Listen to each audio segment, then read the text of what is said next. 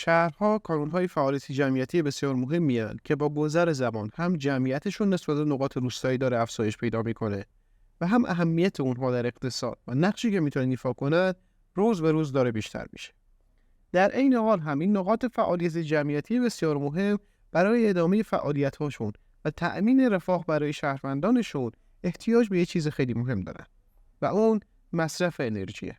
اما سوال اساسی اینجاست که چه بخش‌هایی در شهرها انرژی رو مصرف می‌کنند و منظور ما از مفهوم انرژی شهری چیه؟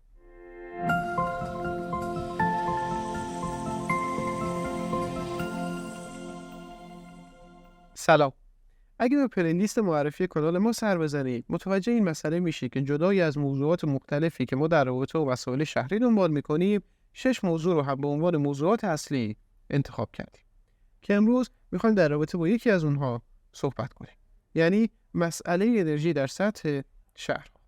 شهرها 3% از سطح زمین رو پوشش میدن و در این حال هم مسئول 70% از انتشار کربن در سطح جهانه. اما قبل از اینکه بخوایم این دست آمار ارقام ها رو بررسی کنیم، لازمه که اول مسئله انرژی در سطح شهرها رو درک کنیم. اون چیزی که برای ما اهمیت داره مصرف انرژی در سطح شهرها و عواملی که روی کاهش یا افزایش انرژی در سطح شهرها تاثیر میذاره. 3 بخش به طور خاص در شهرها انرژی رو مصرف میکنن: بخش خانگی، حمل و نقل و صنعت. اما بخش صنعت رو به خاطر نوع مصرف و تفاوت اون از لیست کنار میذاریم و تمرکز اصلی خودمون رو به سمت حمل و نقل و بخش خانگی میبریم.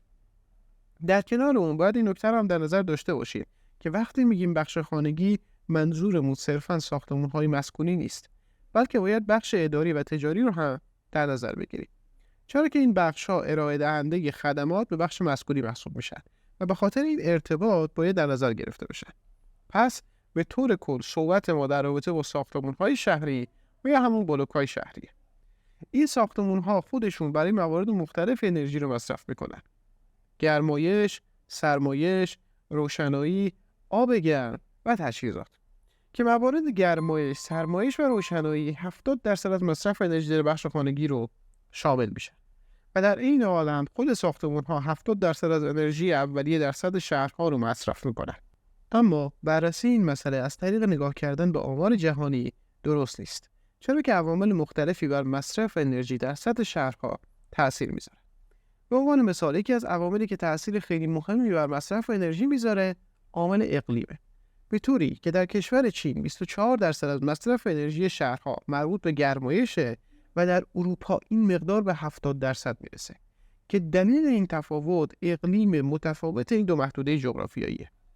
در کنار اون عوامل کالبدی مثل موقعیت ساختمان‌ها و بلوک‌های شهری، کاربری اراضی، نحوه اتصال خیابون‌ها و الگوی تراکم جمعیتی میتونه بر حمل و نقل، مصرف انرژی و انتشار کربن تأثیر بذاره. ولی یکی از عواملی که به شدت تاثیرگذار بر مصرف انرژی در سطح شهرهاست مسئله فرم شهر.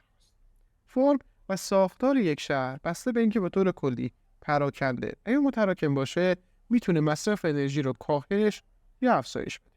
البته اصلا منظورم این نیست که هر چقدر شهر متراکم تر باشه مصرف انرژی هم کاهش پیدا میکنه. بذارید دقیق‌تر توضیح بدم.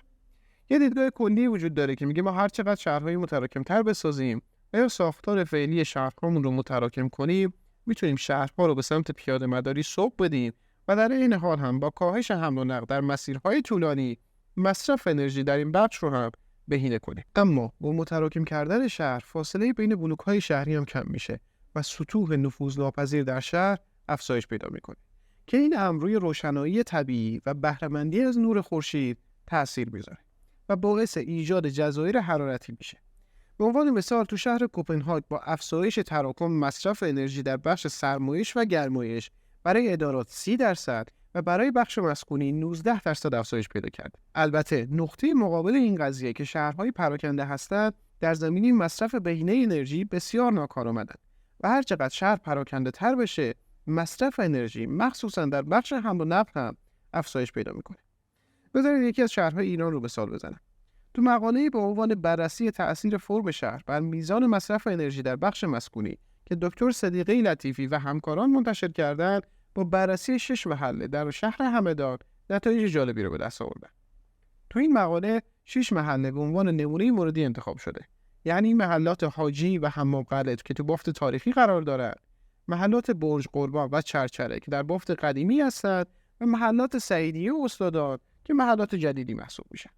و بر اساس 3 شاخص تراکم، اتصال و اختلاط کاربری و انجام محاسبات نوع فرم این 6 محله رو مشخص کردن که در نهایت 3 محله دارای فرم فشرده، محلات برج قربان و چرچره با فرم پراکنده و محله حاجی با فرمی بین این دو نوع تشخیص داده شده. در ادامه هم با استفاده از 5 تا متغیر مساحت زیربنا، عمر ساختمان، تعداد طبقات و تعداد پنجره و اتاق، میانگین مصرف انرژی این 6 محله رو سنجیدن که در نهایت نتیجه این بوده که محلاتی که فرم فشرده تری داشتند مصرف انرژی کمتری هم به دنبال داشتن. احتمالاً الان این دوگانگی تو ذهنتون ایجاد شده که در نهایت کدوم فرم شهری بهتره؟ رفتن به سمت شهر پراکنده یا تراکم بیشتر در ساختار شهرها؟ نکته اساسی اینجاست که باید ببینیم با توجه به عوامل طبیعی محیط کدوم نوع برای ما مناسب تره. همونطور که گفتم متراکم سازی بیش از حد درسته که مصرف انرژی در بخش هوا و نقل رو کاهش میده، اما اثرات منفی مثل ممانعت از تابش خورشید و جلوگیری از تهویه طبیعی رو به دنبال داره و ممکنه باعث شکل‌گیری جزایر حرارتی بشه. و در عین حال ساختن شهر با فرم پراکنده مصرف انرژی در بخش حمل و نقل رو بالا میبره، زمین‌های ذخیره شهری رو نابود میکنه و محیط زیست رو تخریب میکنه.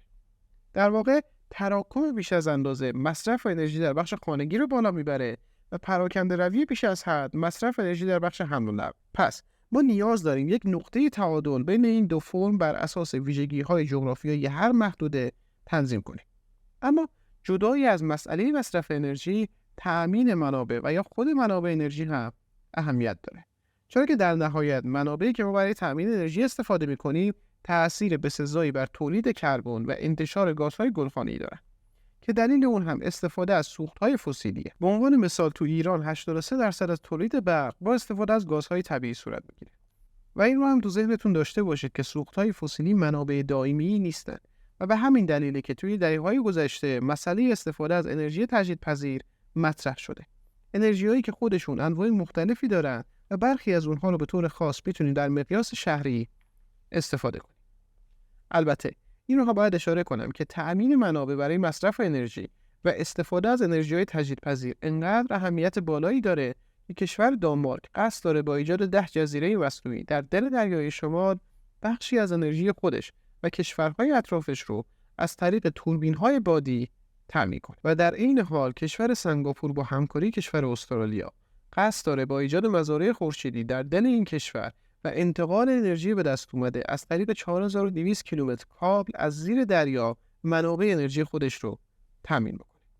اما خود انرژی‌های تجدیدپذیر انواع مختلفی دارند که در اینجا به اونها فقط اشاره می‌کنم.